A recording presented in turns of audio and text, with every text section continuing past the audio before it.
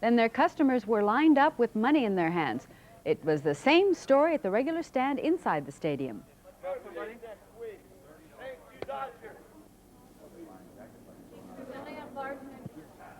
Well, fans just couldn't seem to get enough of world champion hats, shirts, pendants, keepsakes of all kinds. Inside the front office, phones were ringing off the hook. Fans called in to congratulate the team, to ask about Monday's victory parade, and just to say thanks.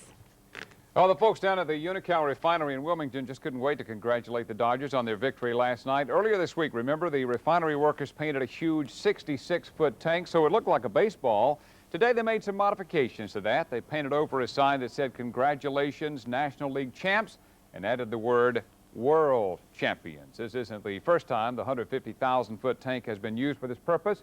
Unocal last celebrated Dodger Mania in 1981, the last time the Dodgers won the World Series. Unocal's relationship with the team goes way back. The company has been a sponsor of the Dodgers since 1960. That was just 2 years after the Dodgers moved to Los Angeles from Brooklyn. And take a look at this. Some sixth graders in Downey also sending the Dodgers a big thank you for that series victory. Their project is a huge congratulatory postcard, part of a 6-week class on communications. Each student is assigned to write a few sentences for the big letter. The teacher says the Dodgers provide a perfect example of setting goals, then following through on them in face of considerable odds. The oversized postcard may pose some problems for the mailman. In that case, the teacher plans to deliver that letter to the Dodgers in person. And as we mentioned, the World Series MVP, Orel Hershiser, back in his Pasadena home today, trying to relax a bit after his pressure-packed championship performances. Neither the Athletics in the series nor the Mets in the playoffs were able to touch Hershiser's pitching very hard. The Channel 4's Keith Morrison visited Hershiser today to talk about his new MVP status. I'm aware of it cognizantly.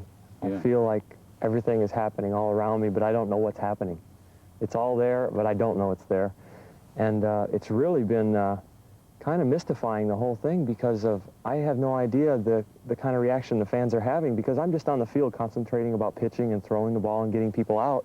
And then the articles come out in the newspapers, and I don't really read the newspapers that much. And to watch TV, I'm really just trying to get some rest, so I don't see all that hype.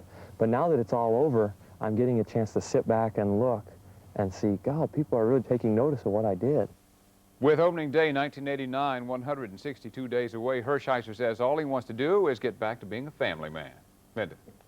Well, Los Angeles can surely boast about the fact that we now have 2 world champions, the Lakers, and now the Dodgers. John Marshall tells us about the celebration that's getting underway. The celebration began all over Los Angeles as Orel Hershiser struck out the A's' Tony Phillips to end the game, win the series, and stun the world.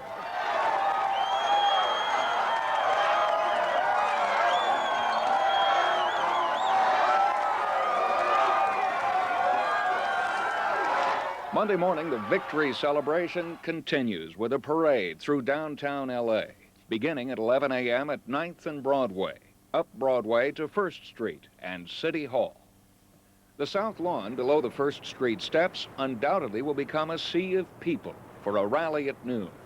The mayor and his city will formally recognize what Tommy Lasorda and his team have accomplished. Recently, the City Council designated this area the Plaza of Champions because it so often hosts championship Los Angeles teams. 15 on our special right here. He's a beauty. Across the street, T-shirts went on sale beginning at 5:30 this morning. They will be the uniform of the day, Monday, Dodger Day. Oh, well, I'm gonna see if I can get a deal.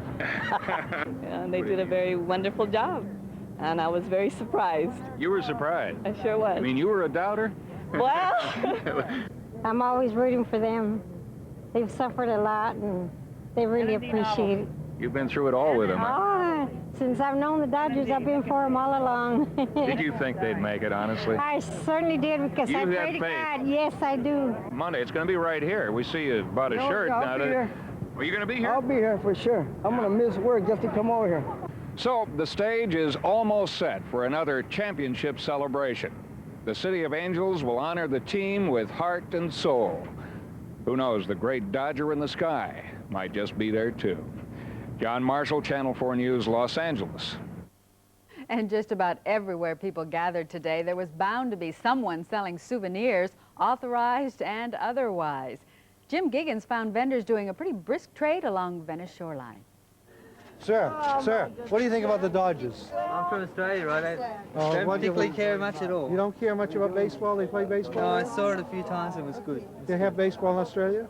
No. The trouble with sales at a tourist magnet like Venice Beach is that not everyone knows or even cares who the Dodgers are. Venice Beach is the only place to get the Dodgers shirts. If you're thinking Dodgers, think Venice Beach. Of course, Venice Beach was not the only place to buy a Dodger t-shirt. They seemed to be everywhere and were being snapped up as soon as they went on sale. The Scoreboard, a sports store in Studio City, had t-shirts and caps before the store opened this morning. I would have bought it last night if it were possible. If I could go to Cerritos and they were open to the public, I would have got it last night. It was so exciting. It was so exciting. I wish we could have done it here, but we didn't. But I'm glad we did it.